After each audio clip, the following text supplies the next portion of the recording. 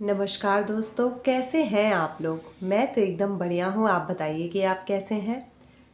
कहते हैं ना दोस्तों कि आदमी अपने जो पास्ट का बोझ है जब तक उसे ले करके चलेगा, वो कभी भी अपने फ्यूचर को अच्छा नहीं कर पाएगा, ना ही अपने प्रेजेंट को अच्छा कर पाएगा। एक बार की बात है कि एक साधु रहते हैं और उन्होंने अभी ही कुछ समय पहले ही दीक्षा ग्रहण की थी। और वो नए नए एक जगह आश्रम में जाते हैं। उसके बाद वहाँ पे वो तो अपना घर छोड़ के इसीलिए आए थे कि वहाँ उनके घर में बहुत कलह थी। तो उन्होंने सोचा कि यहाँ पे रहने से अच्छा कि मैं दीक्षा ले लूँ और साधु बन जाऊँ।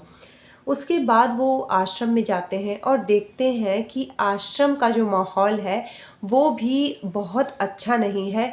आपस में प्लानिंग चल रही है, वहाँ पे भी लोग आपस में झगड़ा कर रहे हैं। तो उन्होंने सोचा कि आश्रम में अगर मैं हूँ, आश्रम अपना घर छोड़ के आया हूँ आश्रम में, तो मुझे क्या मिला। और वो एकदम परेशान रहने लगे, अपनी पीछे की बातों को सोचने लगे कि पीछे मैं उसी वजह से जो छोड़ कर के आया था, आगे मुझे वही चीज़ मिल रही है, मैं इससे कैसे निकलूं। और वो अपने पास्ट को भूल ही नहीं पा रहे थे। तभी रोज़ रोज़ जब उन्होंने देखा कि उनकी मनस्थिति एकदम खराब हो रही है, तो उन्होंने एक गुरुजी जो उस आश्रम में थोड़ा अच्छे पद पे थे, उनके पास गए और उनसे कहा कि गुरुजी देखिए, मेरे दिमाग में ये सारी चीज़ें इस समय चल रही हैं। गुरुजी ने कहा कि तुम इस समय बहुत ज़्यादा परेशान हो, मैं तुम्हारे प्रश्न का उत्तर नहीं दे पाऊँगा। तुम्हारे प्रश्नों का उत्तर एक गुरुजी हैं, वो बहुत हम सब में श्रेष्ठ हैं और सामने पहाड़ी पे उनका आश्रम है। वो अब यहाँ नहीं रहते, वो अपना आश्रम वहाँ बना लिए हैं और एकांतवास करते हैं।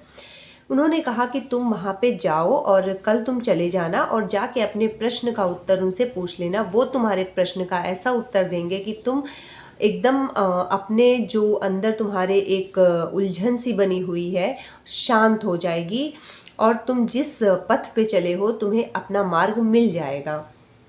वो कहता है कि कल क्यों जाऊं, मैं आज ही जाऊंगा। और उसने ये निर्णय लिया साधु ने कि आज ही मैं जाऊंगा, और वो निकल गए। और रात होते होते वो वहाँ पे पहुँच गए गुरुजी के पास, उनको प्रणाम किया और बताया कि मैं वहाँ से आ रहा हूँ। तो गुरुजी ने कहा कि ठीक है, हाथ पैर धुल लो, आज एक शिष्य के यहाँ से बुलावा आया है और हमें उसके घर निमंत्रण पे चलना है। तो उन्होंने कहा ठीक है गुरुजी, क्योंकि गुरु की आज्ञा थी तो उन्हें तो मानना ही था। अब वो तैयार होते हैं और अपने गुरुजी के साथ जाते हैं। पहाड़ी थोड़ी ऊपर पहाड़ी पे चढ़ के उस शिष्य का, जहाँ से उनको निमंत्रण आया था, उसका घर था। अब गुरुजी कहते हैं कि देखो, एक ये पत्थर पड़ा है, तुम्हें इसे उठाकर चलना है। तो वो कहता है कि अब गुरु की आज्ञा है तो मुझे तो लेकर के चलना ही पड़ेगा। अब गुरुजी तो अपनी मस्ती में चले जा रहे हैं, क्योंकि ना उन्होंने कोई पत्थर लिया था, ना उनके हाथ में कुछ था, और पहाड़ी चढ़ना उनके लिए बहुत आसान हो गया था। लेकिन जो शिष्य था, जो इतना भारी पत्थर अपने कंधे पे रख के, कभी इस कंधे पे कभी उस कंधे पे रख के, कभी उसको अपनी पगड़ी रख के सर पे रखता था कि मतलब मैं, अब मेरे गुरु ने कहा है तो मैं कैसे इसे ना मानूं, मुझे तो लेकर के चलना ही है। और ना उसे वो कहीं छोड़ पा रहा था, ना उसे कहीं रख पा रहा था, और किसी तरह हांफते वो अपना पहाड़ी पे ऊपर पहुंच जाता है, जहाँ पे उसके गुरुजी पहले से पहुंच चुके थे, क्योंकि भाई वो तो खाली हाथ थे। अब गुरुजी को उसने देखा कि गुरुजी एक पेड़ की छाया में बैठे हुए हैं, पेड़ के नीचे बैठे हुए हैं और मुस्कुरा रहे हैं।